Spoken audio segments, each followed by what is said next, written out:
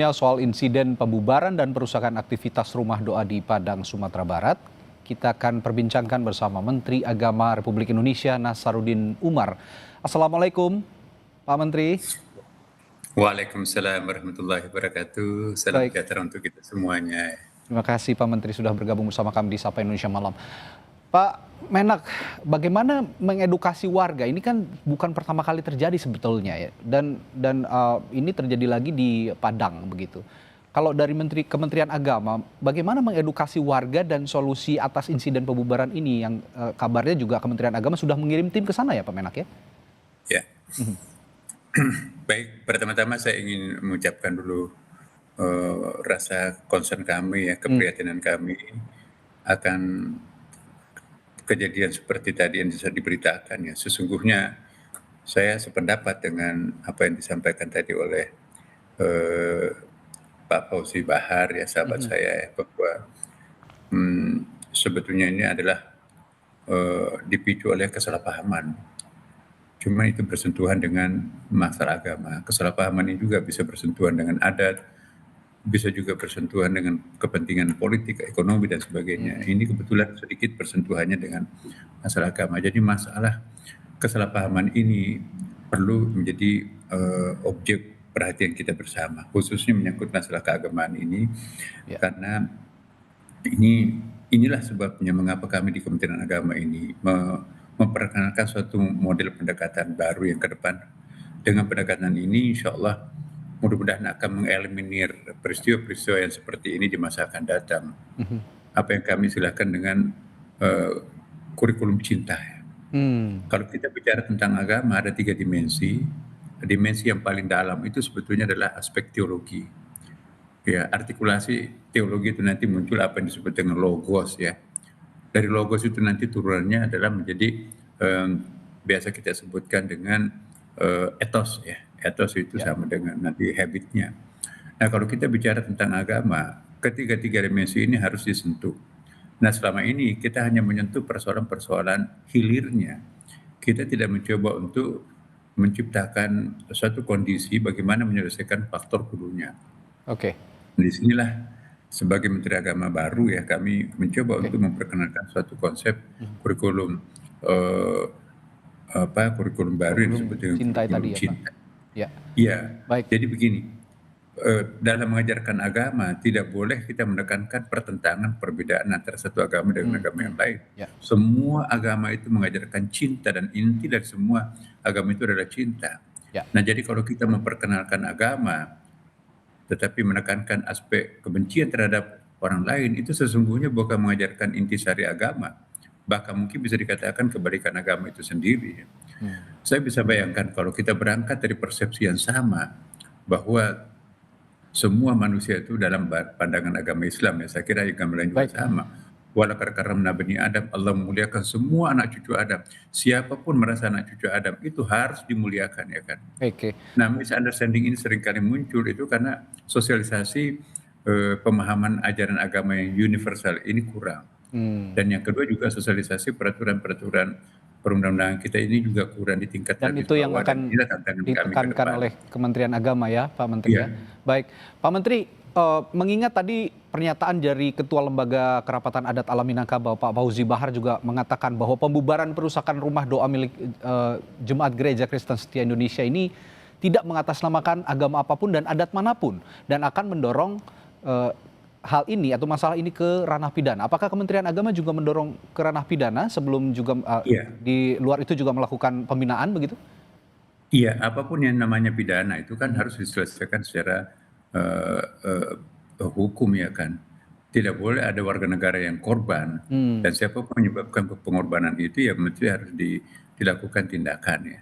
Makanya itu kita harus waspada dalam setiap tindakan ya. Jangan sampai nanti kita hanya karena dipicu oleh suatu emosi atau kesalahpahaman sehingga kita nanti tidak terkontrol, akibatnya nanti juga ada penyesalan. Seperti tadi, sesungguhnya itu ada misunderstanding betul. Begini, saya ingin juga menyampaikan ya kepada para halayak bahwa kami di Kementerian Agama menyaksikan banyak sekali sekolah-sekolah sekarang ini tidak punya guru agama. Apakah itu guru agama Islam, guru agama Kristen, ya Katolik maupun Yahudi, Konghucu, semua kita sekarang ini tidak cukup anggaran Kementerian Agama itu untuk mengangkat guru-guru agama, dan Ya, memang tidak ada oke. kuotanya untuk menambah itu ya.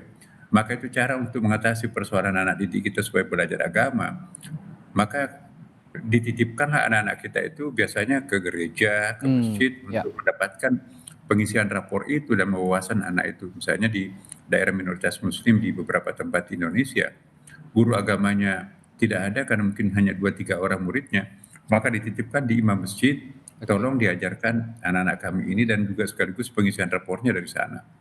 Oke, Ini Pak Menteri, langkah-langkah darurat yang kami lakukan untuk baik. itu. Oke. Nah, teman-teman kita juga di Kristen Mhm, melakukan hal yang sama. Kalau dilakukan di gereja tertentu, apalagi Kristen kan denominasinya lebih dari satu ya. betul. Nah, mungkin memang lebih netral kalau dilakukan misalnya seperti tadi di rumah berdoa itu. Karena di sekolahnya nggak bisa mendapatkan pelajaran agama, Oke, maka dikumpulkanlah ya, mereka itu di rumah baik. itu, dan itu sebetulnya mungkin tidak dimaksudkan untuk gereja, tetapi Hmm, dimaksudkan sebagai tempat untuk mengajari pelajaran agama ya. anak-anak yang tidak mendapatkan pelajaran agama di sekolahnya, kan nggak ada Mhm, pelajaran, tidak ada guru agama di sekolah itu. mhm. Baik, Nah, inilah salah satu solusinya. ya, Sangat berbahaya kalau anak-anak itu melampaui masa remajanya tidak ada pendidikan agama. ya. Saya Lebih sepakat baik dengan anak Pak Menteri. itu kita kumpulkan untuk mempelajari agama, daripada sama sekali tidak ada pelajaran agama masuk dalam benaknya.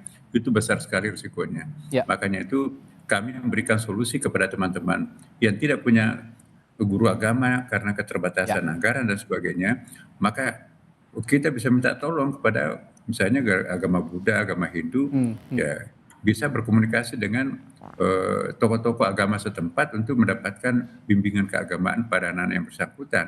Jauh lebih Ya, baik itu daripada baik. sama sekali tidak. Ya, Atau misalnya non Muslim tapi belajar agama Islam demi untuk melengkapi rapornya, itu juga tidak bijaksana ya. hmm, ya, Cara yang paling bijak adalah seperti tadi. Maka itu kami mencoba untuk di Kementerian Agama ini betul-betul akan melakukan pendekatan secara mendasar ya. hmm, Kami berharap kalau kurikulum cinta ini diterapkan, kira-kira generasi kita akan datang ini, misalnya under 30 ya, di bawah 30 tahun. Dan ini bukan sasarannya bahwanya dari TK sampai perguruan tinggi, pelajaran agama ya, itu betul-betul harus terintegrasi dengan ya. Saya menekankan baik, aspek Pak Menteri. universalitasnya agama itu. Saya Kurikulum sangat sepakat cinta. saya sangat sepakat Ya. dengan apa yang dikatakan Pak Menteri bahwa memang agama apapun, bahwa pelajaran agama adalah landasan kita juga menjalani kehidupan yang lebih baik, menjalani kehidupan bersaudara yang lebih baik, meskipun dengan berbeda agama, saya sangat sepakat.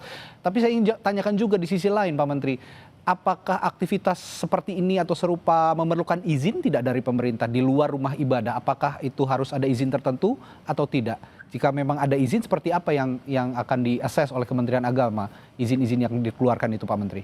Iya, saya kok cenderung pendekatannya lebih kepada sosiologis ya. Di Hmm, banyak tempat ya, di banyak tempat di Indonesia ini pendekatan sosiologisnya sangat penting. Misalnya kalau nuwun ya Pak, ini kami hmm, tidak punya guru agama, kami ya, akan ya, ya. menjadikan anak-anak kami ini Intinya komunikasi ya, Pak Menteri ya? komunikasi, masalah Hmm, komunikasi ini ya. hmm, Sama juga misalnya bukan saja di Indonesia Mas, ya, tapi di luar negeri pun ya, juga ya. Ya, contohnya ini anak saya dulu di Amerika ya. mhm, Diberikan izin oleh sekolah untuk belajar agama di masjid. oke, Nah, ini kami pola pola ini kami tiru ya. Jadi anak-anak yang daripada tidak belajar agama, lebih baik kita titipkan ke gereja supaya mendapatkan wawasan ya, di gereja itu, dan kita kerjasama dengan pihak gereja. Jauh lebih baik anak itu dikumpulkan dalam satu tempat untuk mempelajari agama daripada nongkrong-nongkrong di satu tempat oke, yang berbahaya, terlarang, mengganggu orang lain. Itu tidak memberikan pencerahan. Jadi mari kita bersama-sama membuka pintu dada kita masing-masing untuk mengerti. Lebih baik anak itu berkumpul untuk mendapatkan pencerahan keagamaan oke, apapun agamanya, daripada liar kemana-mana tanpa belajar agama, dan itu bisa hmm, menjadi kejahatan di oke, jalanan dan seterusnya. ya. Makin dalam orang mempelajari agamanya, makin tenang Indonesia, Mas. Ini keyakinan kami. Oke, artinya kalau nanti ke depannya untuk membina warga agar insiden ini tidak terulang, Pak Menteri tadi mengatakan ada kurikulum cinta yang melakukan pendekatan dengan cara sosiologis dibandingkan juga alih-alih akan ada izin dan segala macamnya. Komunikasi lebih penting dibandingkan hal apapun dalam kehidupan beragama, begitu ya, Pak Menteri ya? Iya, disambut baik oleh tokoh-tokoh agama, Mas. Saya bersyukur ya, Ya, gagasan kami di Kementerian Agama ini serta-merta kawan-kawan kita dari agama-agama lain mendukung sejak lama sebetulnya ini kita tunggu-tunggu dan baru kali ini muncul dan saya berharap baik. mudah-mudahan ini berhasil. Dan siapa sih di Indonesia nggak ada orang lain, kita Hmm, sama-sama warga bangsa Indonesia kok. hmm, Jadi hanya misunderstanding saja ini. ya, Kalau kita sudah bersentuhan secara sosiologis, maka otomatis nanti itu juga perbedaan agama itu kan dia nggak hmm, jadi soal. hmm, Agama apapun juga, semua mengajarkan toleransi ya. Apalagi dalam Islam ya kan. Nabi Muhammad SAW itu betul-betul itu luar biasa itu.